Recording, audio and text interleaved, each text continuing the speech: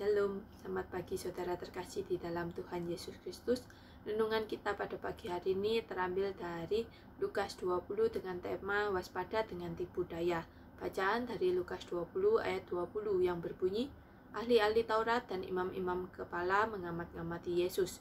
Mereka menyuruh kepadanya mata-mata yang berlaku seolah-olah orang jujur, supaya mereka dapat menjeratnya dengan suatu pertanyaan dan menyerahkannya kepada wewenang dan kuasa wali negeri. Jika kita membaca Lukas 20, kita dapat melihat di mana Yesus menghadapi para pemimpin agama yang mencoba menjebaknya dengan pertanyaan-pertanyaan licik. Mereka menyuruh mata-mata untuk berlaku seolah-olah menjadi orang jujur, orang polos, seseorang yang sebenarnya kayak ingin tahu, tapi mereka tujuannya apa? Tujuannya untuk menjebak Yesus dengan perkataannya, biar perkataan Yesus ini menjadi senjata makan tuan buat Tuhan Yesus. Sebenarnya hal ini sangat disayangkan. Kenapa? Karena mereka itu pimpinan rohani, mereka orang yang jelas-jelas kerohaniannya itu bisa kita tahu lah ya, imam, kepala, yang melayani di bait suci, tapi hati mereka itu jauh dari kasih dan kebenaran firman Tuhan. Mereka iri sama Tuhan Yesus dan mereka ingin menjatuhkan Tuhan Yesus. Namun Yesus tidak terperangkap oleh siasat mereka.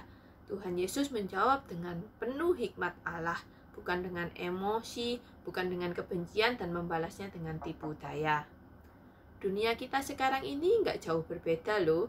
Banyak hal-hal yang tampaknya menarik di luar, terlihat baik dan benar, tapi sebenarnya menyesatkan. Contohnya apa? Misalnya zaman sekarang ini yang lagi marak ini pinjol.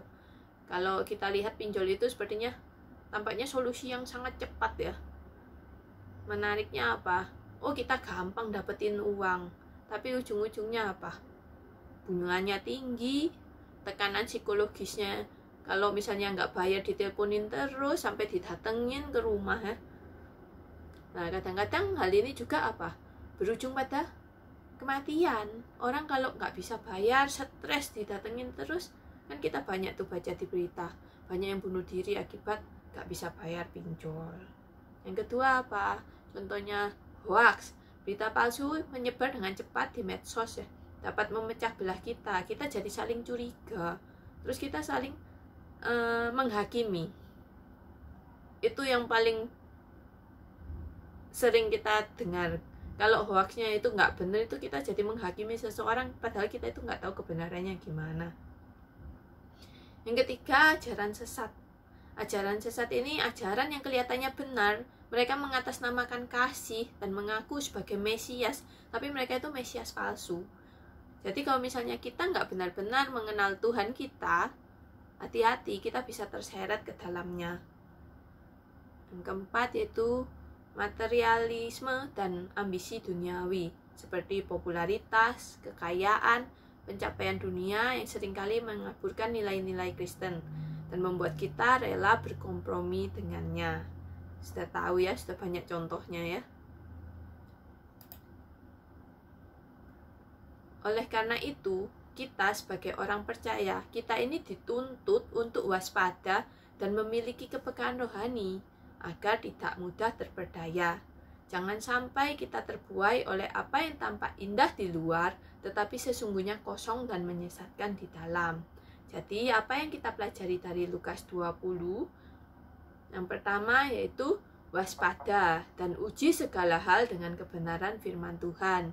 Dunia bisa menyamarkan segala sesuatu seperti yang benar, tetapi kebenaran sejati hanya dalam firman Tuhan, dalam Kristus.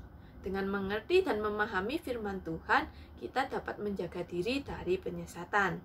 Yang kedua yaitu hidup dalam hikmat.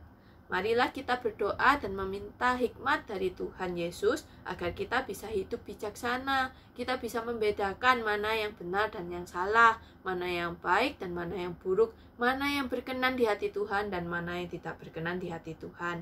Yang ketiga yaitu hidup dengan integritas. Saat kita hidup dengan integritas dan kita hidup benar di mata Tuhan, kita percaya Tuhan selalu menopang tangan kita dan tidak akan membiarkan kita jatuh sampai tergeletak.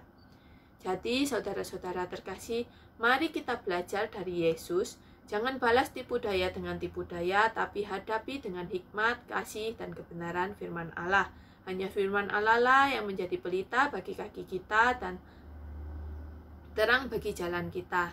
Kita harus menjadi terang di tengah-tengah kegelapan dunia ini. Demikianlah firman Tuhan pada pagi hari ini. Selamat pagi, Tuhan memberkati.